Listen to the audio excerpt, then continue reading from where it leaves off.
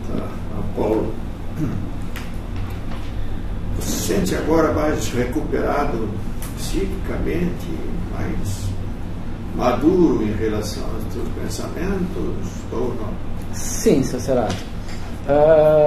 Eu acho que eu estou apaziguado, eu diria assim. O belicismo era uma coisa que era muito forte em mim, até porque assim, eu estava sempre me preparando para me defender, né? Eu estava muito na defensiva. A minha vida inteira foi uma vida bastante na defensiva. Eu conseguia ficar tranquilo com determinadas pessoas, com determinados amigos, mas quando eu chegava numa situação em que eu sentia que algo não estava muito bem, seja numa situação entre amigos ou numa relação, eu sempre me retirava do campo e me defendia, coisa assim. Hoje eu estou muito mais, eu me sinto apaziguado. Você faz psicanálise há quanto tempo? Há bastante? Há bastante tempo.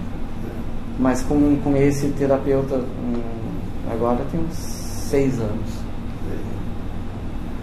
Então a medicação, é só a psicanálise. Não, inclusive quando eu fui procurá-lo, eu estava numa situação, uma crise bem difícil. Então eu fui e cheguei e digo, olha, estou me sentindo mal e coisa assim, eu vim aqui, ele é psiquiatra, né?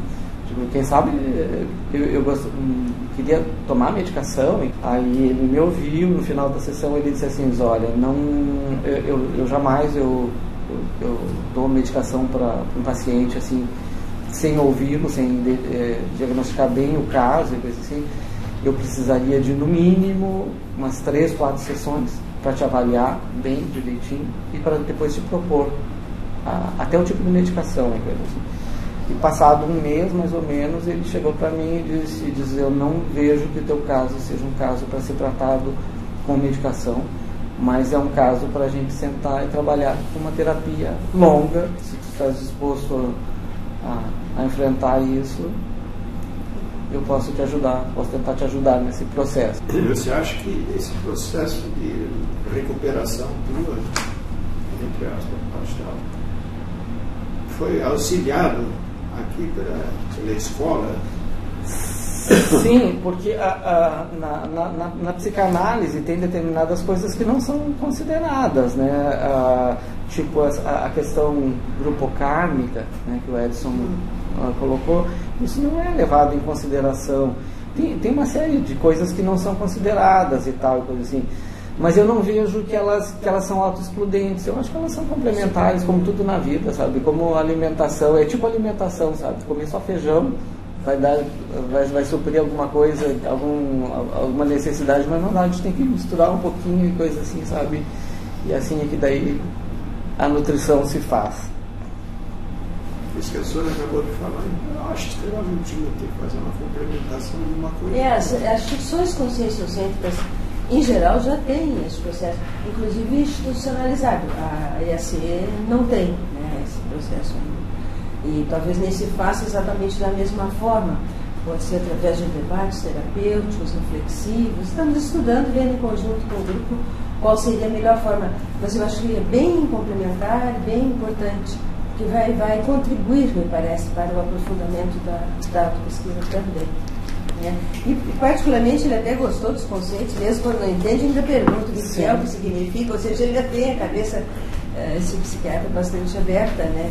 Desde que eu comecei a escrever, eu fui levando para ele foi, a gente foi trabalhando, inclusive o dia que se definiu consciência auto-rejeitada, eu percebi que ele vibrou com a história, né? E tal, e começamos a trabalhar e coisa assim, e de repente ele chegou e disse assim, ok, se é auto-rejeitado, o que em você que você rejeita, né? Que foi quando eu parei, né, e eu percebi que era qualquer característica que vinha da minha mãe, né? A minha mãe é uma pessoa que ela tem uma sensibilidade muito grande, eu diria assim que ela tem poderes parapsíquicos, só que nessa confusão que é a vida dela, ela nunca conseguiu trabalhar, mas ela tem uma sacação, uma coisa assim de perceber, por exemplo, quando alguém está chegando, ela sabe, por exemplo, no final de semana passado, por exemplo, eu estava lá, ela embora, todo o problema que ela está assim, ela disse assim, o Dinho está chegando, né, que é um irmão, daí não deu 5 minutos, tocou a campainha, eu fui lá, era ele. talvez até grande parte desses problemas íntimos dela vem da parapsíquica. Todo parapsíquico é um trabalhaço. Concordo. A diferença é que está aprendendo a lidar com isso, Mas isso é muito sério. E às vezes, esse caso que o Paulo está trazendo, na relação afetiva, a gente verifica que às vezes existe quase uma fissura abissal. E a consciência, seja com mãe ou com pai, transforma. E cada vez que fala com uma relação ótima, que foi muito boa. Foi exatamente o contrário. O trauma é tão grande que a consciência não consegue trazer a realidade. Então fica, eu digo abissal, porque às vezes é grande mesmo. E tem que mergulhar nisso com naturalidade para poder superar, né? Entender melhor. A imagem da fissura é algo interessante. É algo que, inclusive, assim, nos meus sonhos, volta e meia, parece uma fissura, um obstáculo, um cânion que eu tenho que superar. E o primeiro, na casuística, né, o primeiro deles ali, assim, eu tinha 2 anos de idade e estava eu tentando preencher um buraco. Paulo, tu acha que esse trafar é o teu mega trafar, já encontraste, ou tu acha que ainda tem alguma coisa mais profunda? Eu acho que é. Mega trafar. Eu acho que é. Parece que deu a impressão disso no verbete, né? Passou a impressão para mim de que fosse mesmo. Eu acho que tem, eu acho que é. Não, acho que é esse daqui. Que é esse? É esse aqui. Aqui nessa somatologia tem algumas coisas interessantes que você coloca. Isso aqui são coisas teóricas ou coisas que ocorreram realmente? Não, é tudo relacionado comigo, seu Cerato. Esse verbete aqui eu não tive vergonha nenhuma de me expor nele, sabe? É tudo que tem aqui é... Tem alguma frustração em relação à tua infância aqui? Porque eles tinham uma estatura mais baixa que Sim. E praticava esporte. Tu te sentia frustrado porque não conseguia atingir o objetivo. E essas outras situações que viraram situações orgânicas, elas persistiram por bastante tempo, e tem algumas que você até agora ainda tem. Tem algumas que tem, né? Tipo, o colesterol alto ainda tem. Mas, por exemplo, a cefaleia temporal ali, né? A paralisia muscular em situações de raiva, ela aconteceu uma vez, né? Que daí fui diagnosticado com disritmia. Eu tenho até, não sei se você chegou a ler uma casuística interessante, né? Porque foi uma situação em que eu tive um enfrentamento com a mãe e diante da impossibilidade de fazer qualquer coisa com ela, porque ela era mais forte que eu e ela estava na posição de mãe, eu travei, eu paralisei, né, e fiquei, enrijeci, sabe? E de repente, quando ela foi tocar em mim, ela percebeu que eu estava dado numa múmia, né? E isso assustou ela. Eu precisei travar mesmo, né, para conseguir, sabe, mexer com a mulher. Bueno, dela me levou num médico. O médico disse assim: você tem que levar o guri num neurologista. Daí me levaram no neurologista lá em Caxias. E fui diagnosticado, nos anos 70, né? Qualquer criança que chegasse no neurologista saía de lá com diagnóstico de disritmia. Porque os aparelhos eram horríveis, assim, sabe? Eles punham uns negócios na cabeça da gente e daí se engolia saliva, se respirava e alterava lá. Imagina fazer uma criança parar, né? Claro que saiu dali. Mas o mais curioso que aconteceu, né, nesse caso ali, seu Cerato, foi que nós morávamos no interior, daí o médico deu tratamento para 6 meses. E nós fomos e o pai comprou uma medicação, em 6 meses eu deveria retornar lá para rever, coisa assim. O pai comprou a medicação, nós fomos, ninguém leu a bula, e eu tomei a medicação bonitaça, assim, durante 6 meses. Aí voltei, parou, nunca mais tive, o médico fez outro eletro. Aquele dia provavelmente eu estava mais tranquilo, mais calmo, o eletro perfeitinho, o médico diz: olha, uma medicação nova que chegou aqui, não era Gardenal, era uma medicação nova que ele estava experimentando. Medicação, olha, perfeita, nós vamos dar continuidade com esse tratamento, que a medicação é ótima, o guri está muito bem, está sob controle. deu a receita para mais 6 meses. Né? Aí quando a gente foi comprar, quando o farmacêutico trouxe a medicação, o pai olhou e disse assim, não, mas não é essa que ele tomava, né? Daí o farmacêutico olhou e disse, não, mas essa que está aqui. Disse, não, mas não é essa. E daí ficou aquela assim, daí ele disse, tá, qual era a medicação que ele tomava e coisa assim. Daí eu falei, lá eu lembrava. Daí ele disse, não, mas essa medicação aí é medicação para gripe. 6 meses, no gripe ficou bom. Aí quando o pai foi super sábio, ele disse assim, o que quer dizer que ele tomou medicação para gripe durante 6 meses e curou? Eu não vou levar nada disso daí. Você vê aí o auxílio da paralidade, inclusive, né? Porque aquele cardenal, ele dá reflexos. Eu tive um caso, inclusive, na família, que tomou 16 anos para o diagnóstico. Ele desmitimia. Era hiperativo. E eu tenho, interessante que eu tenho os elétrons até hoje. Eu levei há algum tempo atrás para um amigo que é neurologista. Ele disse: nunca teve ele aqui. Isso daqui você foi vítima da geração, de uma geração que foi submetida a tratamentos e coisas assim. Ele disse assim: a sorte que ele não te deu cardenal, que ele resolveu te dar um remédio novo, porque o farmacêutico certo não tinha, te deu outro, sei lá eu que. Eu tive só essa vez que paralisado. Paulo, a lida mental somatologia poderia ampliar a busca de verdades absolutas? Era isso. Assim, durante muito tempo eu era muito excludente, né, Ricardo? Eu achava que existia uma verdade que fosse tipo assim, ó. Eu lembro quando eu comecei a estudar filosofia.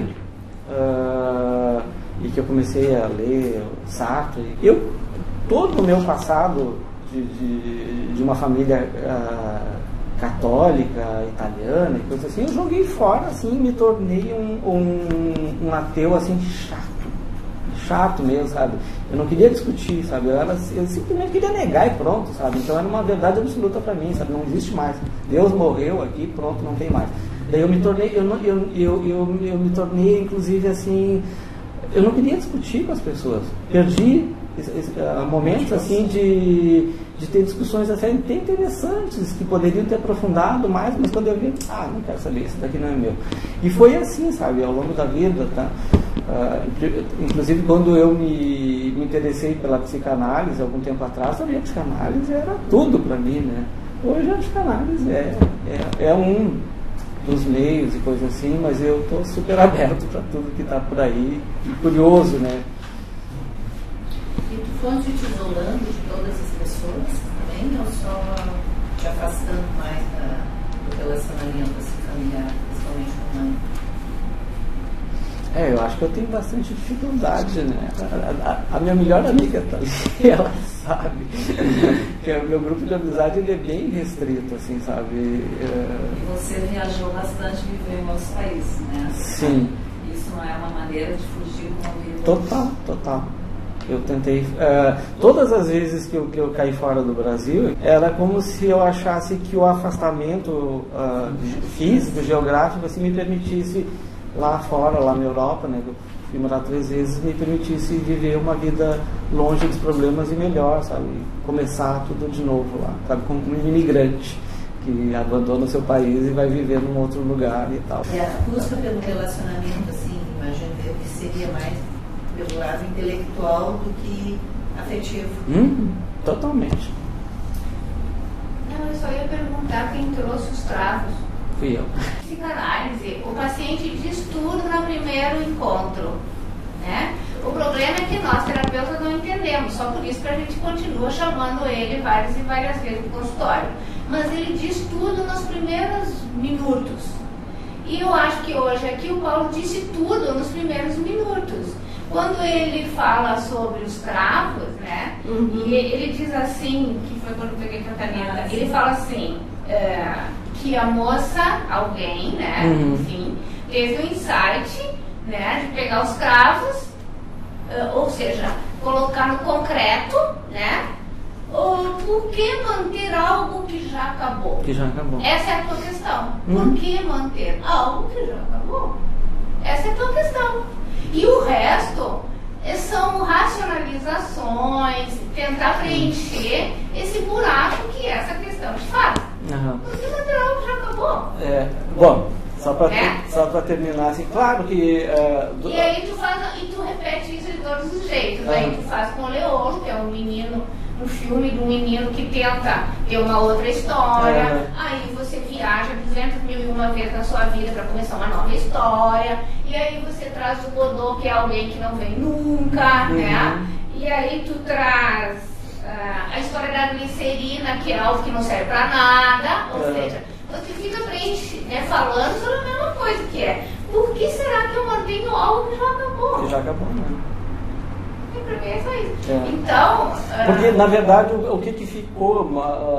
que complicava a minha vida é que, para me defender, eu me isolei, eu criei uma muralha, e o que ficou foi essa muralha, né? Eu tava... E o que é que esse lugar aqui faz para você? Esse lugar aqui é um cravo. É um cravo. Esse lugar aqui para você é a glicerina. Ele ajuda você a colocar no concreto essa ponte que você precisa para sair desse buraco que a psicanálise não conseguiu te dar. Então, muito bem, então. Essa também foi bem a avaliação que o psicanalista falou. Ele disse assim, nas tentativas que eu tive com o budismo, coisa assim, era uma tentativa de trazer para o concreto, né? E ele, quando ele viu que eu entrei aqui assim, ele deu força e disse assim: tu tem que levar para o concreto. Porque você encontrou um grupo de pessoas que tem uma inteligência, uma racionalidade, uma maturidade e a teoria, né, enfim, que conseguiu fazer essa ponte. Você encontrou um grupo que fala tua linguagem. Paulo, poderia falar um pouco da somatologia, da claustrofobia e o temor de ser enterrado? Esse era um temor que eu tinha quando eu era criança. A claustrofobia, na verdade, eu não gosto muito de lugares fechados. Mas quando eu era criança, eu detestava qualquer lugar fechado, sabe? Eu preferia, mesmo morando em Bom Jesus, eu preferia dormir de janela aberta no vento e coisa assim, do que fechar as coisas assim. Não me sentia bem em locais fechados. Porque, eu já era fechado em mim mesmo, né? Pra que fechar um pouquinho mais? E o medo de ser enterrado vivo, eu acho que eu tive, assim, quando eu tinha de 6 para 7 anos de idade, eu tive 3 relações bem fortes com a questão da morte, né? E se você vai ver, e depois teve também várias tentativas, assim, de suicídio, que eu relato como tentativa de suicídio, né? Não foi uma coisa assim, eu quero me matar. Mas assim, tipo, o guri vai atravessar a rua e é atropelado por um carro que está subindo o morro. Ou assim, olha um rio e sabe que não sabe nadar e se joga. Escreve ali uma relação, é uma dicotomia, né? Essa coisa desse medo de ser enterrado no rio, e uma relação ali com os cemitérios, com o sepulcro e tal. Coloca ali talvez uma coisa mais artística, assim. Não, é porque assim, tanto esse meu amigo quanto outras 2 pessoas que foram muito queridas, elas estavam lá, sabe? Então, elas... Eu não tinha medo daquele lugar. Ele não era um lugar, sabe, o cemitério, lugar de morte, assim, ele não era medo, porque os meus amigos estavam lá. Mas eu, por outro lado, eu não queria estar no lugar que eles estavam ali, né? Estava muito bem do lado de fora. Paulo, continuando na mental, ali, na terceira linha de baixo para cima, a tendência a intelectualizar para negar emoções e depois a dificuldade de tomar as rédeas da vida financeira. Isso já acontece. Pois é, essa dificuldade de tomar as rédeas financeiras é uma coisa... Sei lá, como é que eu vou te dizer isso daqui? Porque tu tens o curso de agronomia e tu tens o curso de arquitetura. E de filosofia. E filosofia. São 3. Qual é o seu nome? Eu penso que eu também tenho, né? Então, mas eu me posicionei, eu quero isso. Mas tem aqui, o temor constante de ficar sem dinheiro. Me identifico com você. Sério. Sim, porque tinha essa mensagem dela, né? Não faz muito tempo que eu disse: eu tenho medo de ficar sem dinheiro. Só que eu nunca passei por esse problema de faz isso e ganha dinheiro. Nunca tive isso, sempre tive falta. Mas família grande, a gente sabe que tem essa coisa, né? Não tem muito mesadinha, essa coisa não tem. Você vai fazer, vai viver dentro do que tem. Então, eu tenho esse medo pela falta, muita falta, né? E agora, você tem pela negociação com a mãe, faz isso que ganha. Agora a mãe não está mais fazendo essa negociação com você, né? Não, mas não era nenhuma negociação, Odila, ela mais ameaçava. Ela ameaçava. Mas agora você Era não quase tem mais essa castigo, não necessidade. faz, não tem. Era uma imposição. Era imposto. Ela tinha uma ameaça constante, assim, de que ela poderia retirar, e daí o que você vai fazer da tua vida? Se eu, Então esse medo. sabe, você depende, é uma coisa assim, sabe, ela punha a presença dela, assim, você depende de mim. Ela queria registrar que eu tinha que ser leal e fiel a ela, porque senão eu ficaria sem. Daí sim, ficaria com esse medo constante de ficar sem dinheiro. E até, de certa forma, é frequente as pessoas um pouco mais autocráticas a terem a facilidade ou terem o dinheiro na mão, porque o dinheiro é poder. Pode acontecer isso, né? A pessoa manipula pelo dinheiro, que é o caso dela, né? Sim. Mas as pessoas autocratas muitas vezes não têm dinheiro. Não, pode não ter, não estou generalizando, mas há uma relação de uso do poder, às vezes, que eu percebo, quando a pessoa tem uma estrutura, um temperamento um pouco mais de mando, de determinação do outro, coisa assim, de usar o dinheiro como forma de ter poder ou até de manipulação da pessoa.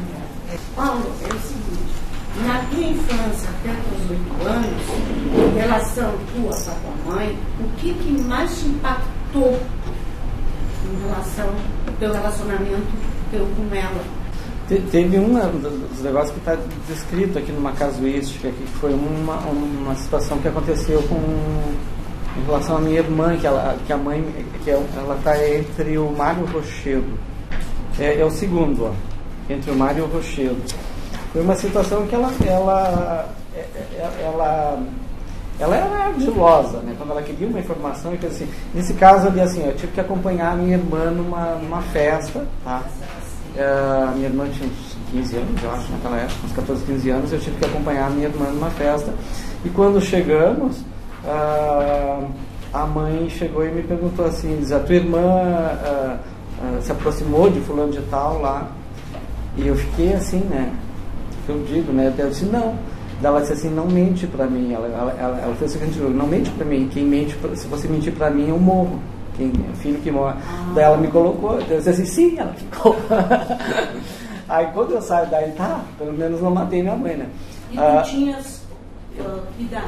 Tinha acho que 4, 5 anos. 5 anos mais ou menos. Aí quando eu saí daí, né, daí ela foi brigar com a minha irmã, daí outro meu irmão chegou e disse assim, ô seu dedo duro, agora tu vai ver a Dalva, né, minha irmã, vai pro colégio interno por tua causa. Daí eu fiquei, pô, salvei uma e perdi a outra.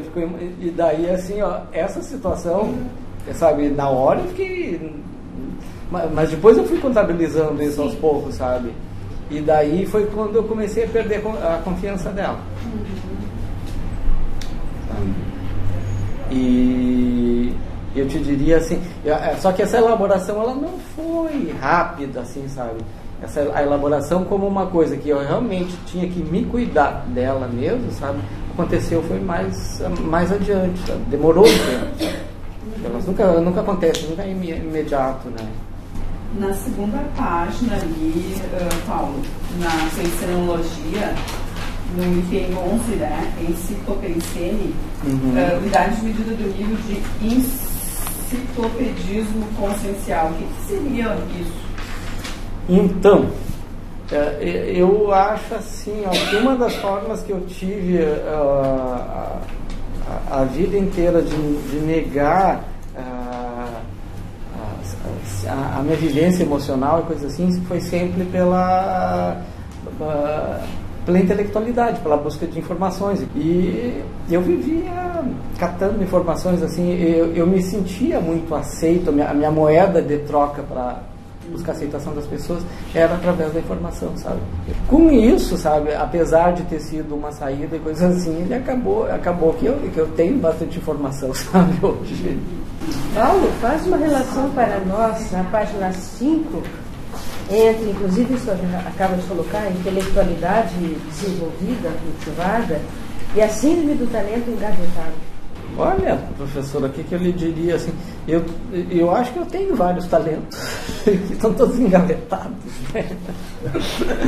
E que é isso mesmo, sabe? Além dessa coisa enciclopédica, assim, de buscar muita informação, quer dizer, tem 3 formações e tal, e coisa assim.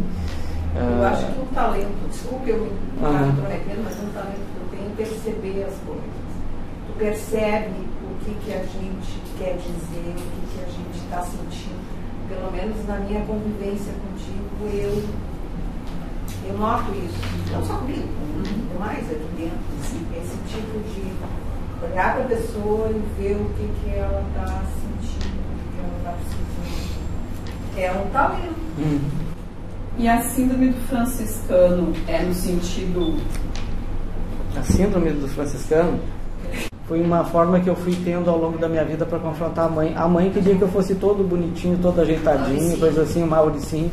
E daí era o meu jeito de confrontá-la, era sendo o oposto. Através da vestimenta. Eu gostaria que tu desse uma geral aqui, na autovigilância hoje, eu acho essa... Tá, era exatamente Ela onde nós temos agora. O item 1 e o item 9, 01 e 09. Dentro da minha cabeça sempre teve um caos, uma guerra.